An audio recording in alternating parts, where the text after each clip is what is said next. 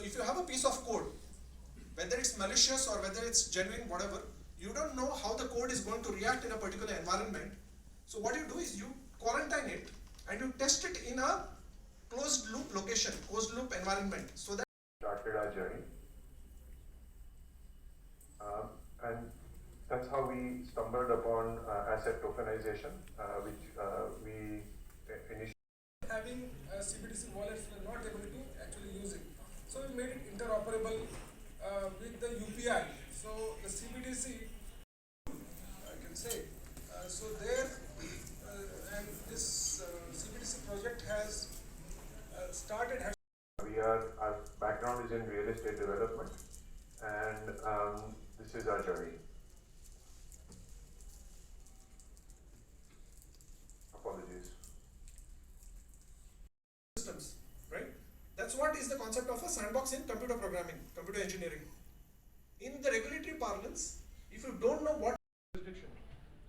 So in 2018, after Mr. Rajaraman gave us the go-ahead to work on this sandbox framework, for this, the regulation doesn't exist. I'm a director of School of Applied Science, Engineering and Technology, Rashtriya Raksha University. So currently I'm looking after the Indo-Swiss blockchain forum, and one of the primary member of this Indo-Swiss blockchain forum.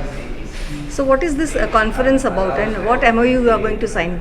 So basically in Indo-Swiss conference, the main aim is to come together between two giant, Indo and Switzerland, and discuss about the plethora of technology, especially the focus on blockchain technology.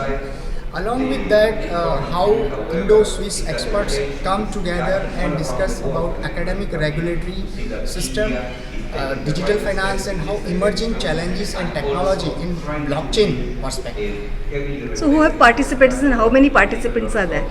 So total we have received 65 participants across the country. So if specifically I am talking about the organizations like SEBI, RBI, IPSCA, NSE, BSE, PFRDA, and many more regulatories, and certain academic institutions as well. So how it's going to be helpful to them?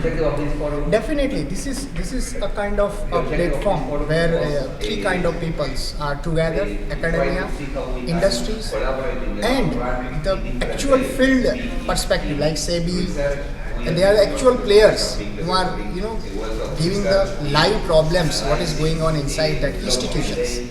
And the foreign experts like Switzerland, they have an established policy, so they can answer those questions. So that way, this forum is a best brain engagement. So what are the plans about RRU, future plans? So RRU is now deliberately focused on the case studies discussed in that forum and making actionable insights how it can be executed in the future. My name is Claudio Tesane. I am professor of blockchain and distributed ledger technologies at the University of Zurich, and I am also the chairman of the Blockchain Center of our university.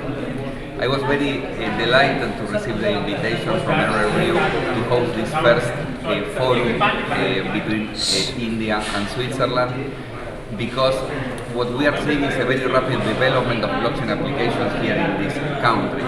However, one thing that is important, and it happens all around the world, is that there is a very low level of education in the general population, but also at the level of regulation and at the level of even the industry itself. And I think that India is taking a very important steps towards bringing the knowledge of blockchain and developing applications on top of this with the highest standards, because regulation, governance is fundamental in this space. In terms of that, RRU is also a very important player here in India, and actually in our network of collaborations we hope that will be the case in the future years, because they are also bringing the connection with law enforcement agencies that can leverage tremendously on the transparency that blockchain brings to limit the different levels of either financial fraud or being able to trace how funds are being transferred by illegal activities. So from here, what are you going to learn? And many queries are there. So how you are going to solve that queries? I think that the only way of solving the open questions is to continuously build knowledge, because blockchain is still a completely novel space that is intriguing for us all, for the people from computer science, for the people from economics, for the people from finance, from the people from government, from law, but also from the people that is even trying to invest in these systems. There is a lot of knowledge that is missing, and therefore the only way in which we can achieve that is creating the knowledge that is missing, and that's why having an integrated world in which we are collaborating is important, and specifically a country like India, in which for which blockchain brings a lot of potential. One of the reasons why for us the collaboration with Indian entities is so important, just for the record sake, we also had a conference in Mumbai in December. So for us, really, India is a strategic location, is because